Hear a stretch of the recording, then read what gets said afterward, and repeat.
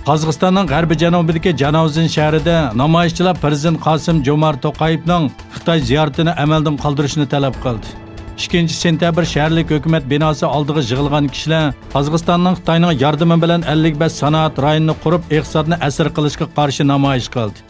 To'qayevning 11 sentyabrdan boshlab Xitoyda 2 kunlik ziyoratda bo'lishi planlanmoqda. Namoyishchilarning To'qayevni Xitoydan qarz olishni to'xtatishga chaqirganligi bildirildi. Xitoy Amerika Tashqi ishlar ministri Mike Pompeo'ning ommaviy taratquv hisobida Sharqi Turkiston haqida qilgan so'zlariga qattiq inkos qaytardi. Xitoy Tashqi ishlar ministri bayonotchisi Geng Shuang Mike Pompeo'ning Twitter hisobida Uyg'urlar haqida qilgan so'zlariga norozilik bildirdi va bu ayblashlarni qabul qilmaydiganligini eskartdi.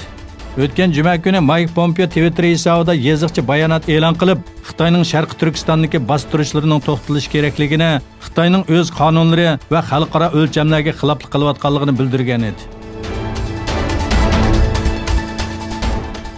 Hong Kongdagi hukumatga qarshi namoyishchilarning muhim rahbarlaridan biri Zhu Xiaowang Tayvan namoyishlar orqali Hong Kongni qo'llaydiganligini ifodalash kerak dedi. Xitoyning Hong Kong alayida ma'mur rayonida jinoyatchilarning Xitoyga qaytarilishi haqidagi qonun loyihasiga qarshi necha oydan buyon namoyish qilayotgan ommaviy tashkilotlarning mas'ullaridan Zhu Xiaowang Tayvan xalqining namoyish qilish kerakligini aytdi.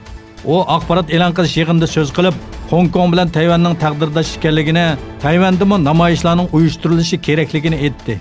U Tayvan namoyishlar orqali Hong Kongni qo'llash lozim dedi. Amerika prezidenti Donald Trump kelar yili o'tkaziladigan prezident saylovida qayta saylanib qolsa, Xitoy bilan imzolanadigan yadro kelishimining texmi qiyin bo'lganligini bildirdi. Trump Xitoy bilan bo'lgan muzokaralarning yaxshi ketayotganligini, lekin Xitoyning yangi bir Amerika hukumati bilan kelishim tuzishni bakrak xohlaydiganligini tilga oldi va men yangidan saylangan vaqtimda qanday bo'lganligini o'ylayapman. Xitoy bilan bo'lgan kelishim texmi qiyin bo'ladi. Shuning bilan birga Xitoyning ta'minlash zanjiri vayron bo'ladi, korxonalari, xizmat va pullari yo'qoladi dedi. NATO a'zolari va ittifoqdoshlaridan bo'lib 18 davlatning qatnashishi bilan o'tkazilgan 13-navbatlik Shimoliy qirg'oq harbiy manevri Daniyaning poytaxti Kopenhagen portida boshlandi. NATO e'lon qilgan yeziqcha bayonotga asoslanganda manevrga a'zo va ittifoqdoshlardan bo'lib 18 davlatdan 3000 askar va 40 paraxod qatnashadi.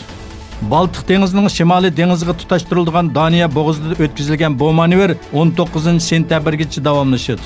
Manevr haqida bayonot e'lon qilgan NATO bosh kotibining bayonotchisi Ona Logischo, bu manevr NATOga a'zo 6 davlat chegarasiga joylashgan Baltiq dengizi ittifoqi uchun muhim ahamiyatga ega.